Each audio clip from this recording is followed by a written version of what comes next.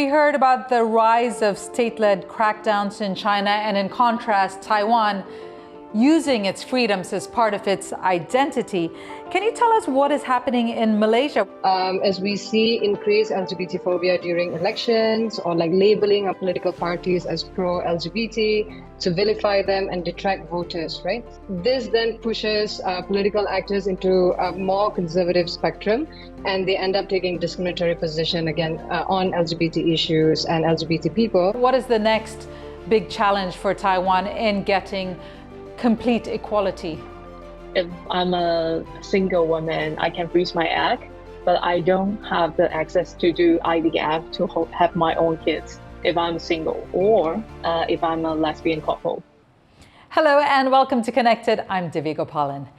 Every year on the last Saturday of October, the Taiwan LGBT Pride is held in Taipei. The colorful event draws tens of thousands of people and visitors from all over the world. Now, over the past few years, Taiwan has broken a number of barriers to pave the way for greater LGBTQ+ equality, and is seen as one of the most progressive societies in Asia.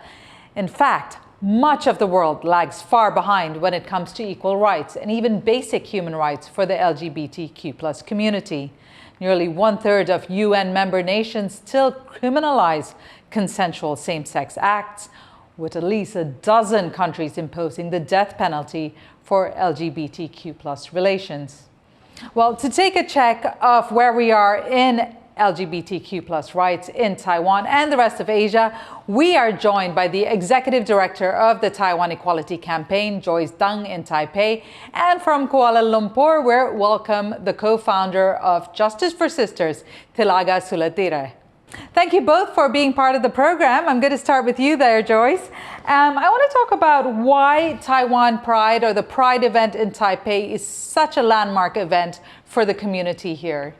I think that's the first Pride parade in 2003. I believe there are only thousands of people, and now we do have like 10,000 or 100,000 of people to come to Taiwan to participate in the Pride parade.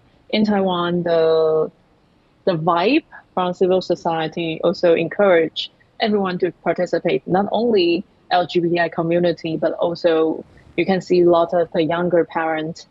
They will bring their kids, participate in the Pride parade together. So I think that's not only Taiwan, not only LGBTI community to participate in the Pride parade, to stand for the supportness for LGBTI related issue and also for the community. Well, Taiwan definitely stands apart from many other countries here in Asia. So Tilaga, I need to ask you, you're in Malaysia. What would you say is the situation there when it comes to large-scale events or celebrations by the LGBTQ+ community, especially ones that are supported by the government? I think in contrast to Taiwan, I think as what you mentioned earlier, Malaysia is one of the many British post-colonial countries that still that inherited Section 377, which criminalizes consensual carnal intercourse, right, among adults. So Malaysia is one of those countries that still criminalizes LGBTQ people based on sexual orientation, gender identity, gender expression at both federal and state levels, right? And when it comes to like in this context of criminalization in Malaysia, especially, I think freedom of assembly, freedom of expression is definitely limited. And in the past few years, we have seen increasing vilification of like participation of LGBTIQ people within like the Women's March, for example. And we have also seen, increasing shutdown or raids of like LGBTIQ events, right? I do want to look further into the reasons for that and whether any progress could be made a little later in the program. But I also want to take this opportunity to take a snapshot of the region first. And Joyce, let's start with Japan here. There's a new prime minister. He's been vocal. He was elected in September, and he's been vocal and seen as more progressive about same-sex marriage, calling it a fundamental human right. Do you see this as possibly a turning point for Japan, or an opportunity for Japan to make some progress on the rights for the community? Actually, when he got elected from LDP, we are actually visiting Japan at that moment and observe that the LGBTI community do take that as a positive sign for the conservative within the politics might getting lower, the power of them getting lower. So we do feel more positive for the future in terms of the LGBTI related advocacy in Japan. We do receive lots of the information from the advocacy organization in Japan. They also observed that in the society, actually, Japan society got over 70% population support same-sex marriage. But in terms of the political field, it tends to be more conservative before.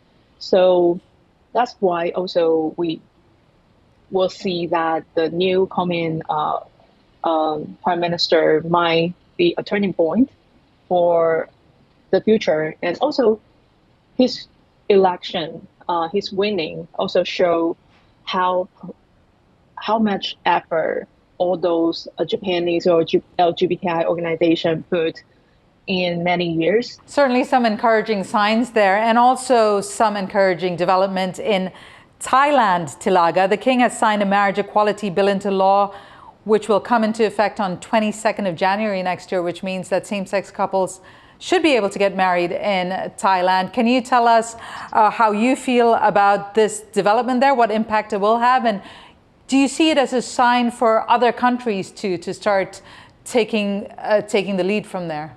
Yeah, I think in Southeast Asia, we are, aside from Thailand, which I think it's a really great news, I think we are seeing pockets of progress, legal progress and inclusion in Southeast Asia. I would broadly categorize the situation of LGBTQ rights in Southeast Asia into three broad categories.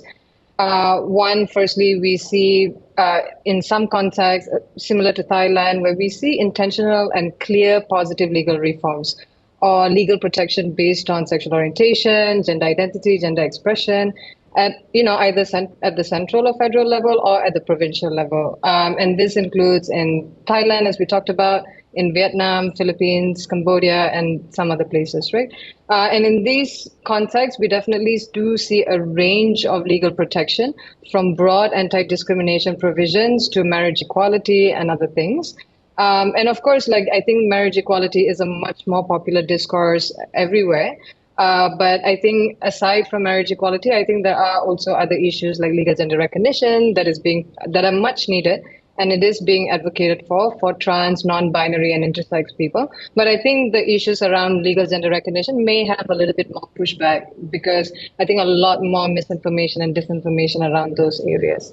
I think the second category, in terms of Southeast Asia, we do see countries where we are seeing conditional change, right? For example, in Singapore, where we saw decriminalization, which is extremely important, but it also came with a caveat of surrounding marriage equality, right?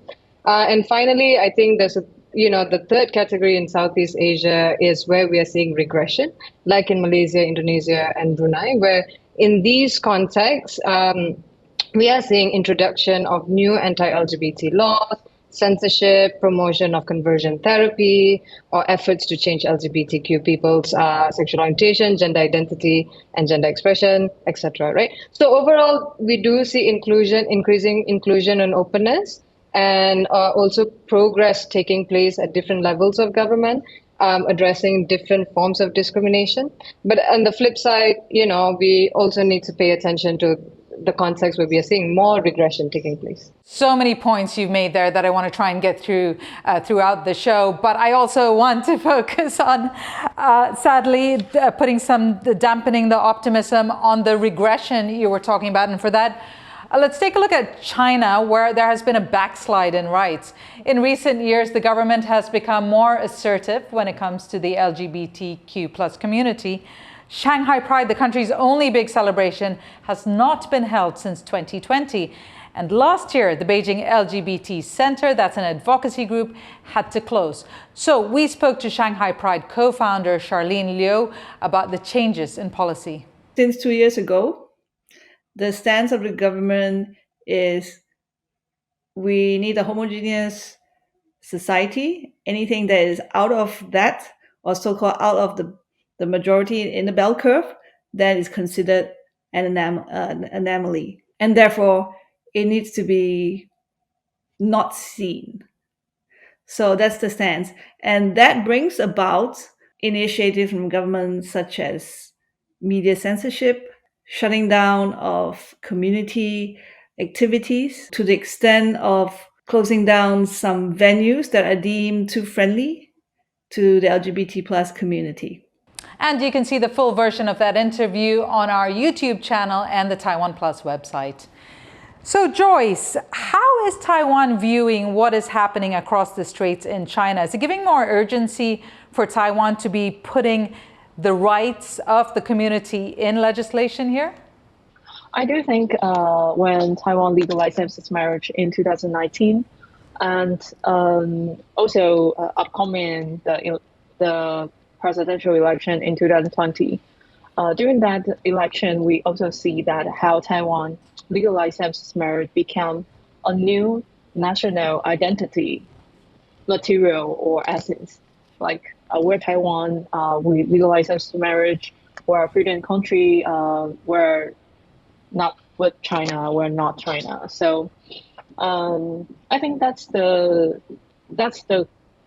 feeling we do have, and especially during the tension between the international society, the authoritarian, the country like China or Russia become bigger and bigger and more threatened to the democracy or the safeness in every region. We do see the importance to keep Taiwan more safe and as the democratic or free country as we are. Right. And Tilaga, we heard about the rise of state-led crackdowns in China, and in contrast, Taiwan using its freedoms as part of its identity. Can you tell us what is happening in Malaysia? We hear of raids, arrests, censorship of people in Malaysia, but what would you say is the most significant incident that's happened over there in the past few years? There are many significant incidents. I guess it's difficult for me to pick a favorite bad incident.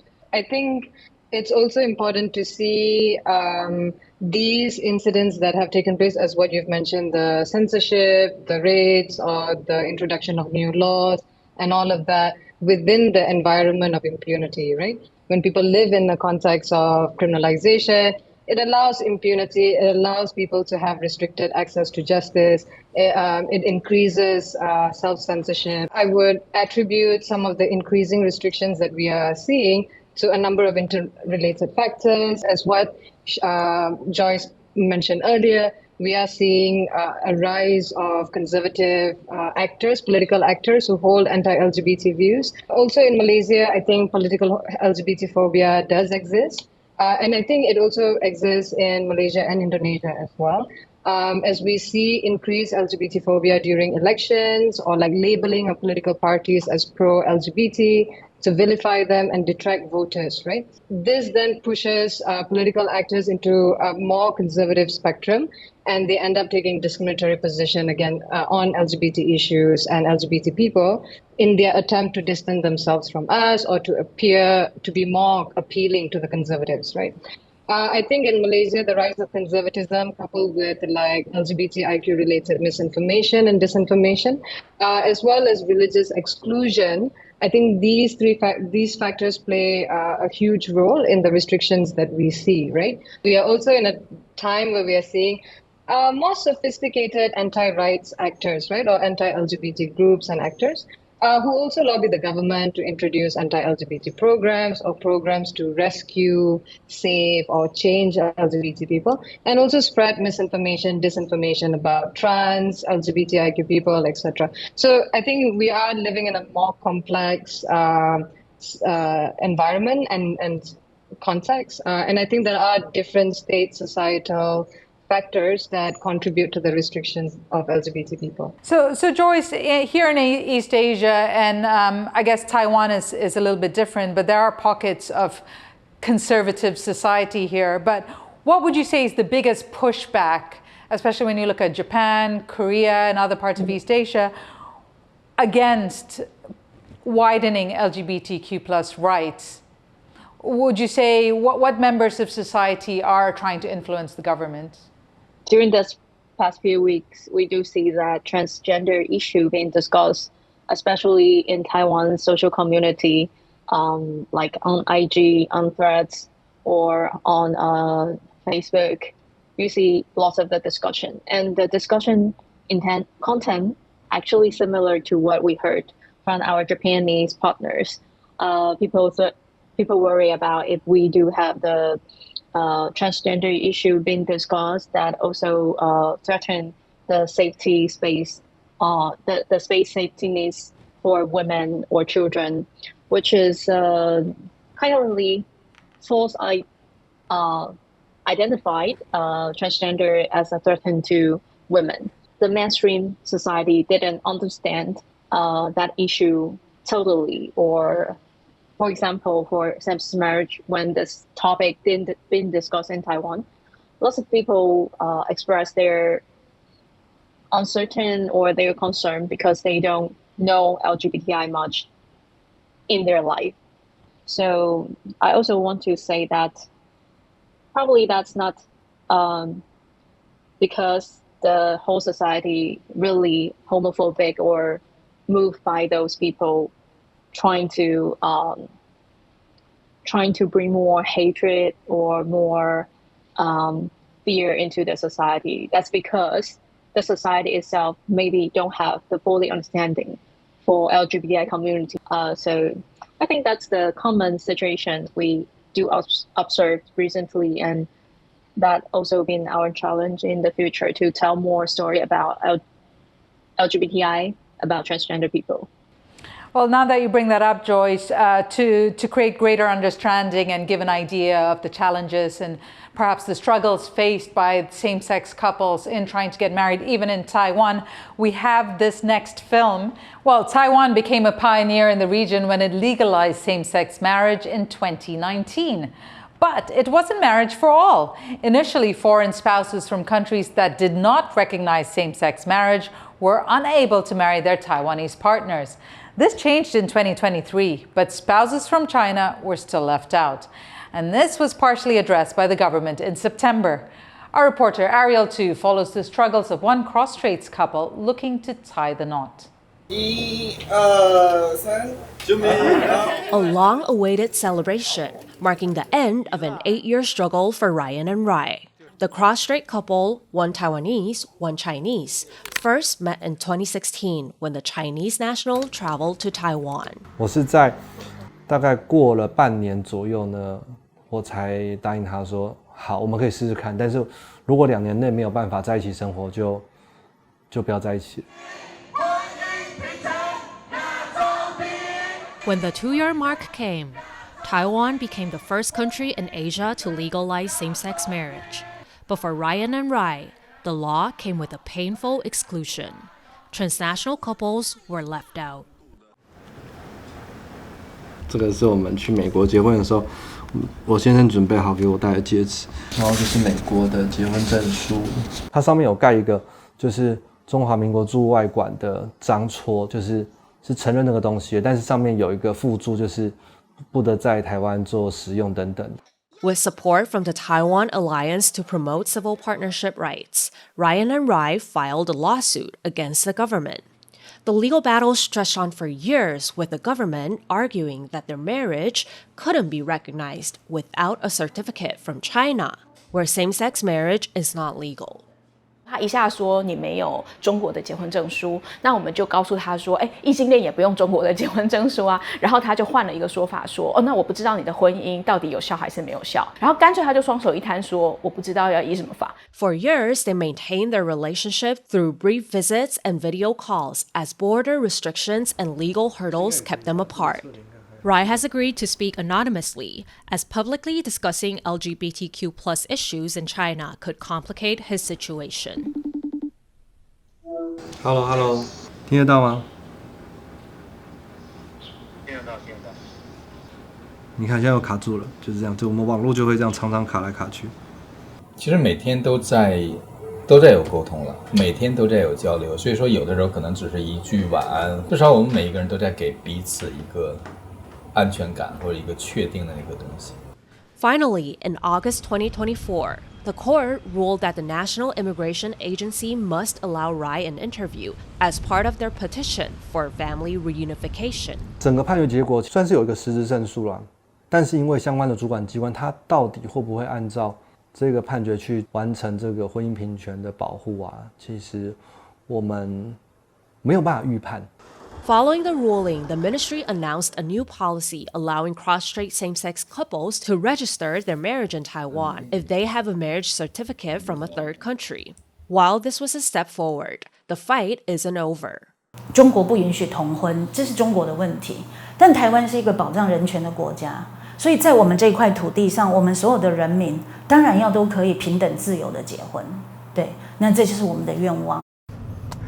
我是真心笑真的吗？发自内心的。对啊。Now, after years of struggle, Ryan and Rai can finally begin their life together. 如梦似幻，终于变真实了，好像慢慢清晰当中，终于可以醒来了。无论路上到底有多少的荆棘坎坷，最后我们的终点是达成的。我觉得一切都是值得。For them and other cross-strait same-sex couples, the journey to full marriage equality in Taiwan continues. And you can watch the full version of that video on our YouTube channel or the TaiwanPlus website. Now, Tilaga, how much of a focus or a priority is same-sex marriage in Southeast Asia? What are the NGOs fighting for there? Aside from Thailand, it was, I think the discussion around marriage equality was heavily discussed in Vietnam a few years ago, and it was also a discussion that had a lot of state support. It wasn't just pushed by the LGBTIQ groups. And I think the discussion around marriage equality also happens in pockets in other places in Southeast Asia. But also, I think in Southeast Asia, I think there's a mixed context of criminalization, and we also see different types of discrimination playing out. As a result, I think many of the groups in Southeast Asia have pushed for these two things: one, decriminalization, and also two, anti-discrimination laws. For example, in Philippines, while there are anti-discrimination laws at the provincial level, I think it is still something that is missing at the central level.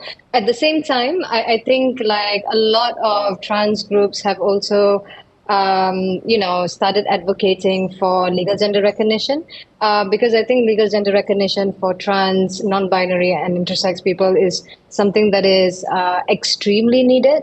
Because it has such a huge impact on the day-to-day life, right? From like opening a bank account, from like getting a SIM card, from like entering a building, and so on.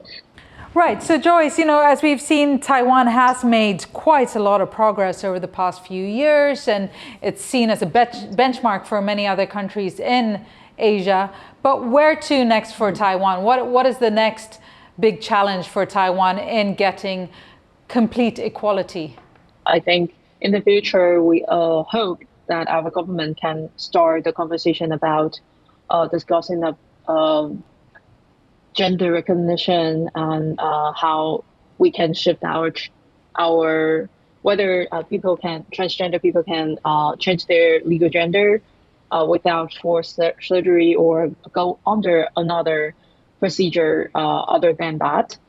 I think that's one. And also for the national marriage. Now, Taiwanese can get married with people from China under certain condition, and whether in the future we can really make it that like just like heterosexual couples. Heterosexual couples between Taiwan and China, they don't need to get married in another country. So maybe in the future that can be also modified, and that also cause another make us see another difference from like two foreigners live in Taiwan. For example, if people from Japan and people from Korea, if they live or met in Taiwan, whether it's possible for their marriage being recognized, since they live in Taiwan, they do have the need to go to the hospital. If they can have their marriage or their relationship being recognized, got protected under the law, that will also make difference. Last but not least, I think that's the assisted reproductive rights. Currently, Taiwan, although we do have very excellent medical techniques developed very well, but that's only exclude to heterosexual married couple, which means if I'm a single woman, I can freeze my egg, but I don't have the access to do IVF to have my own kids if I'm single, or if I'm a lesbian couple. So in the future, we hope to have that also modified to align the LGBTI community's rights, aligned with at least what heterosexual couples have currently. So Taiwan, definitely ahead of many other countries in the region, but still a work in progress. I'm afraid we've run out of time there. Thank you both so much for your time. Joyce Deng, Executive Director of the Taiwan Equality Campaign, and the co-founder of Justice for Sisters, Tilaga Sulatire, for speaking to us from Kuala Lumpur. And for our viewers everywhere, it has been good to have your company. If you've enjoyed today's episode or have anything you'd like to add to the dialogue, do join the conversation on our social media. And remember, stay informed, stay engaged, and stay connected.